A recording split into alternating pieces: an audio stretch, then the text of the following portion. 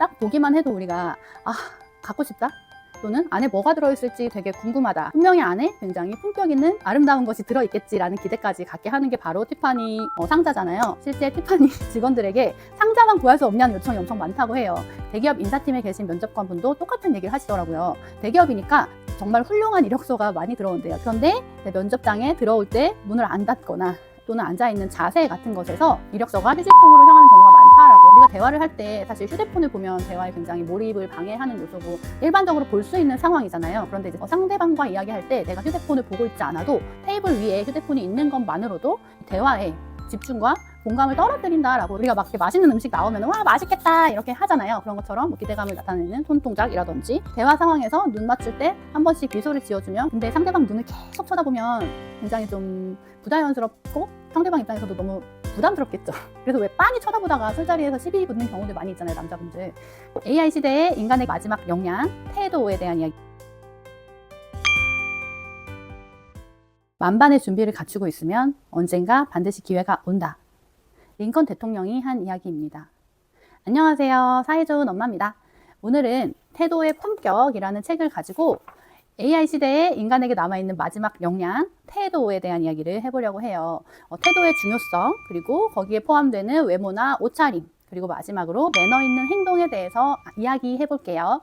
어떤 실력보다 더 강력한 메시지를 전달하는 것, 바로 태도입니다. 제가 일하는 곳에서 가끔 선생님을 뽑는데요. 그럼 이제 이력서를 받잖아요. 이력서를 받으면 저희가 면접을 하려고 전화를 드리는데 그때부터 이미 면접은 시작되는 것 같아요. 왜냐하면 그때부터 태도가 보이거든요. 대기업 인사팀에 계신 면접관분도 똑같은 얘기를 하시더라고요. 대기업이니까 정말 훌륭한 이력서가 많이 들어온대요. 그런데 면접자가 이제 면접장에 들어올 때 문을 안 닫거나 의자에 앉을 때 털썩 주저앉거나 또는 앉아있는 자세 같은 것에서 이력서가 휴지통으로 향하는 경우가 많다라고 하시더라고요. 그만큼 우리가 가지고 있는 실력보다도 가장 먼저 보여지는 게 태도인 것 같아요. 요즘 퍼스널 브랜딩이 이슈잖아요. 퍼스널 브랜드는 실력만으로 만들어지지 않습니다. 적극적이고 지속적인 노력이 있어야 퍼스널 브랜딩에 성공할 수 있는데요. 하지만 많은 사람들이 부적절한 태도를 보입니다. 왜일까요? 그건 바로 다른 사람의 관심을 끌기 위해서, 어그로 끈다고 하죠. 그리고 또는 나의 책임을 회피하기 위해서, 아니면 내가 하기 싫은 걸 안 하기 위해서, 여러 가지 이유로 우리는 하지 말아야 될 행동, 부적절한 태도를 보이게 됩니다. 부적절한 태도의 이면에는 어떤 부정적인 감정이 담겨 있어요. 질투라든지 두려움, 불안, 이런 것들이 우리를 하지 않아야 될 행동 또는 안 좋은 태도를 보이게 만듭니다. 그렇다면 그 부정적인 감정을 어떻게 다루어야 우리가 좋은 태도를 가질 수 있을까요? 그 감정을 조금 털어내셔야 돼요. 그래서 내가 지금 느끼고 있는 감정, 그리고 그걸 내가 어떤 방법으로 표현하고 있는가를 한번 생각해 보세요.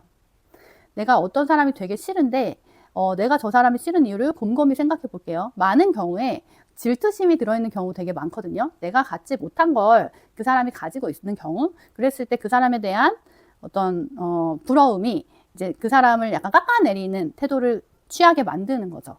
그런 경우 굉장히 많으실 거예요. 그래서 그거를 좀 생각을 해보시고, 더 중요한 건 내가 이 감정을 내일도 느낄까? 내일은 느낄 수 있겠죠. 다음 달에도 느낄까? 다음 달에도 이 사람이 나한테 의미 있을까? 5년 후에도 느낄까? 이 질문은 거의 아니오일 거예요. 그랬을 때 그럼 이 사람이 나한테 그렇게 인생에 있어서 중요한 사람은 아닌가? 또는 이 감정이 오늘 내일까지는 나를 사로잡고 있을 수 있지만 내년까지, 5년 뒤까지 이 감정이 나한테 남아있을까? 라고 물어보면 그렇지 않잖아요. 그렇다면 빨리 털어내는 게 답입니다. 괜히 나에게 중요하지도 않은 것 때문에 내가 부적절한 태도를 보임으로써 그 상대방뿐만 아니라 나의 주변 사람들한테 나의 부적절한 태도를 보여주게 되는 거잖아요. 그렇기 때문에 잘 생각해서 빨리 정리를 하시는 것이 좋겠습니다. 자, 두 번째, 포장이 중요하다입니다. 이 책에서는 티파니 선물 상자를 예시로 들었어요. 딱 보기만 해도 우리가 갖고 싶다? 또는 안에 뭐가 들어있을지 되게 궁금하다 하면서 분명히 안에 굉장히 품격 있는 아름다운 것이 들어있겠지라는 기대까지 갖게 하는 게 바로 티파니 상자잖아요. 책에서 티파니 상자를 딱 예시로 들었는데 실제 티파니 직원들에게 상자만 구할 수 없냐는 요청이 엄청 많다고 해요. 그렇지만 상자를 구할 수 있는 방법은 제품을 구매하는 것밖에 없다. 자, 여기서 얘기하는 건 이런 외모에 대한 이야기인데요. 이 외모라는 것이 단순히 예쁘다, 잘생겼다 이런 게 아니라 TPO에 맞는 옷차림을 해라. 그러니까 업계나 그 상황에 프레젠테이션이라든지 또는 업무적인 미팅이라면 거기에 적절한 옷차림을 또는 헤어스타일을 가져가야 된다라는 이야기를 하고 있습니다. 우리의 옷차림은 신뢰와 자신감의 근원입니다. 중요한 순간에 옷차림이 기회를 결정짓는 경우도 많거든요. 당연히 우리가 면접 보러 가는데 슬리퍼 끌고 반바지 입고 가는 건 굉장히 실례잖아요. 그 사람이 아무리 실력이 뛰어나다고 해도 면접관이 그 사람을 뽑을까요? 상자를 예시로 들면서 포장이란 단어를 썼는데요. 포장이라는 건 결국 나를 보여주는 첫 번째 메시지라고 이야기하고 있습니다. 세 번째, 평판을 쌓는 데는 20년이 걸리지만 무너뜨리는 데는 5분이면 충분하다. 유명한 투자가 워렌 버핏이 한 말입니다.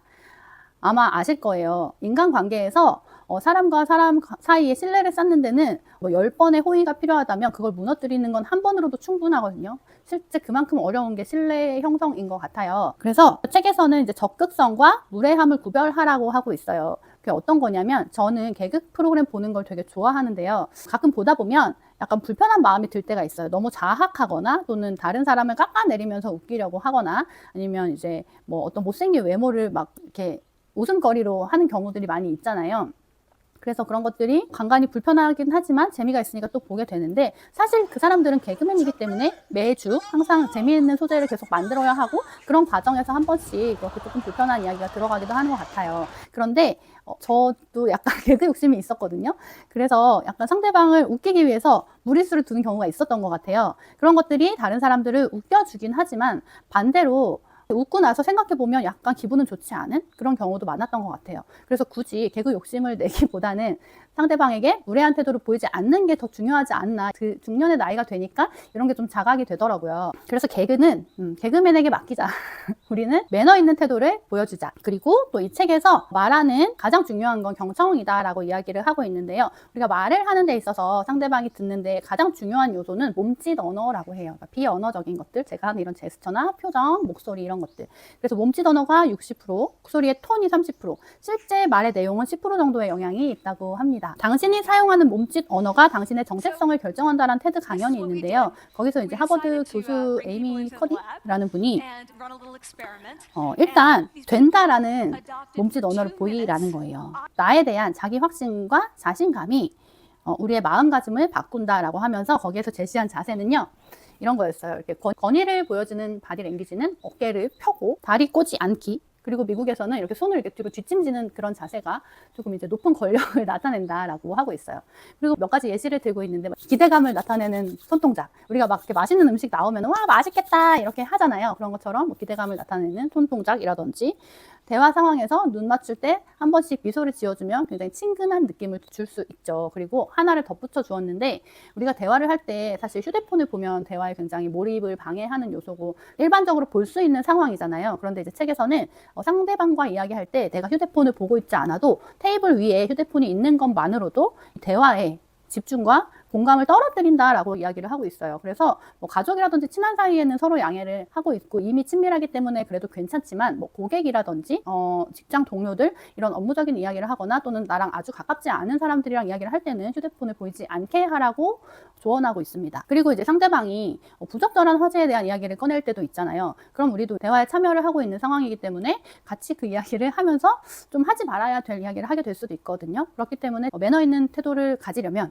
상대방이 어떤 조금 불편한 화제, 뭐 정치 이야기라든지 또는 이제 다른 사람 험담 이런 것들을 꺼냈을 때는 다른 이야기를 하는 게 좋지 않을까요? 라고 하거나 아니면 자리를 좀 피해라 라고 조언하고 있습니다. 그리고 거리도 이야기하고 있어요. 상대방과 이야기를 할 때 이렇게 보통 우리 사람과 사람 사이의 거리 8하나 뭐 45cm, 50cm 정도가 적당하다라고 이야기를 하지만 그것도 문화권에 따라서 우리도 뭐 8하나 정도면 저도 적당하다고 생각하는데요. 만약에 이제 뭐 일본 같은 경우에는 이거보다 조금 더 떨어지고 뭐 남아메리카나 중동 같은 경우에는 좀 더 이 거리가 짧다고 해요. 그래서 문화권에 따라서 느끼는 것도 다르고 바디랭귀지도 문화권에 따라서 약간 다르잖아요. 우리가 경청을 할 때 눈을 마주치고 있잖아요. 근데 상대방 눈을 계속 쳐다보면 굉장히 좀 부자연스럽고 상대방 입장에서도 너무 부담스럽겠죠. 그래서 왜 빤히 쳐다보다가 술자리에서 시비 붙는 경우들 많이 있잖아요, 남자분들. 그래서 그렇게 보지 말고 상대방 눈을 만약에 5초에서 7초 정도 봤으면 잠깐 딴 데를 한번 봤다가 다시 보고 딴 데를 봤다 다시 보고 또 눈을 계속 보면 힘드니까 이제 얼굴의 다른 부분 이런 곳을 보는 것도 좋은 방법이다. 그래서 대화 시간에 50% 정도를 상대방의 눈을 보라라고 이야기하고 있어요. 그리고 꼭 연습하고 또 연습하세요 라고 이야기하고 있습니다.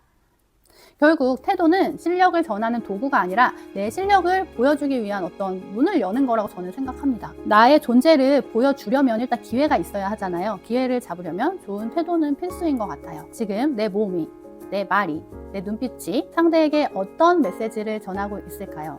당신은 어떤 퍼스널 브랜딩을 하고 싶으세요? 기억하세요. 프로의 세계에서 태도는 가장 강력한 메시지입니다. 영상 내용이 마음에 드셨다면 구독, 좋아요 눌러주세요. 자, 들어주셔서 감사합니다.